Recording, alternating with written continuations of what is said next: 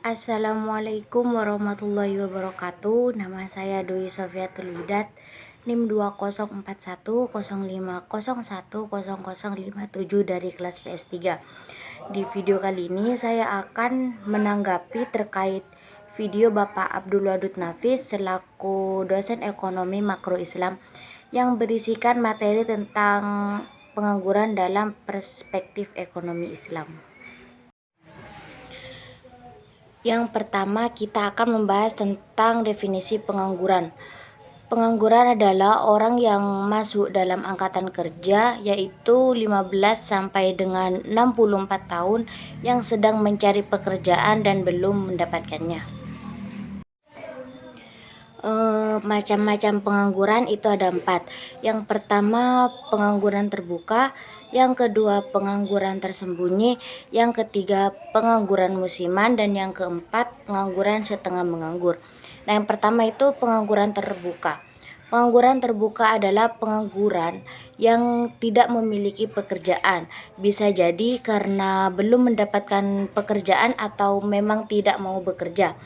Pengangguran terbuka disebabkan oleh lapangan kerja yang tidak tersedia atau tidak adanya kecocokan antara lowongan kerja dan latar belakang pendidikan.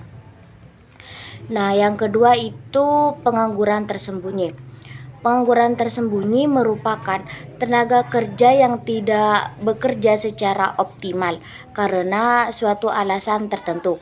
Nah, salah satu alasannya adalah karena kecilnya suatu perusahaan, tetapi memiliki tenaga kerja yang terlalu banyak, sehingga kegiatan yang dijalankan menjadi tidak efisien. Nah, yang ketiga itu pengangguran musiman. Pengangguran musiman adalah jenis pengangguran yang diakibatkan pergantian musim, sebab ada waktu jeda pekerjaan saat terjadi pergantian musim ke musim lainnya. Biasanya pengangguran musiman ini terjadi pada sektor pertanian. Nah, yang keempat itu pengangguran setengah menganggur, yaitu orang yang bekerja kurang dari 35 jam per minggu yang masih mencari pekerjaan atau yang masih bersedia menerima pekerjaan lain. Setengah pengangguran yang dimaksudkan yaitu definisi itu disebut setengah pengangguran terpaksa. Nah, jenis pengangguran itu juga ada 4, yaitu yang pertama pengangguran friksional, yang kedua pengangguran siklikal, yang ketiga pengangguran struktural, yang keempat pengangguran teknologi. Nah, di sini dijelaskan dari yang pertama yaitu pengangguran friksional. Pengangguran friksional adalah jenis pengangguran yang terjadi karena seseorang belum bekerja. Penyebabnya karena pencari kerja kesulitan mendapatkan pekerjaan yang sesuai. Pemberi kerja melakukan seleksi dan kualitas tinggi dari pelamar. Yang kedua yaitu pengangguran siklikal. Pengangguran ini terjadi karena faktor naik dan turunnya ekonomi sebuah negara. Saat ekonomi negara sedang turun, maka lowongan pekerjaan akan semakin sedikit. Contohnya yaitu seorang karyawan yang terkena PHK lantaran perusahaan tempatnya bekerja sedang mengalami penurunan permintaan. Yang ketiga yaitu pengangguran struktural. Pengangguran struktural adalah jenis pengangguran yang disebabkan adanya perubahan struktur atau komposisi perekonomian suatu negara. Pengangguran ini orang yang tidak mempunyai pekerjaan atau sedang mencari pekerjaan. Nah, yang keempat ini pengangguran teknologi. Pengangguran teknologi yaitu pengangguran ini disebabkan oleh adanya perkembangan teknologi yang menyebabkan tenaga kerja manusia diganti menjadi mesin. Perusahaan cenderung lebih memilih tenaga mesin dibanding tenaga manusia karena lebih cepat, mudah, dan juga pastinya hemat biaya. Nah, yang selanjutnya itu dampak pengangguran. Nah, di sini tuh banyak sekali dampaknya. Yang pertama itu menurunkan pendapatan per kapita dan pertumbuhan ekonomi. Yang kedua meningkatkan biaya sosial. Yang ketiga menurunkan aktivitas perekonomian. Yang keempat, menurunkan penerimaan negara. Yang kelima, menurunkan tingkat keterampilan.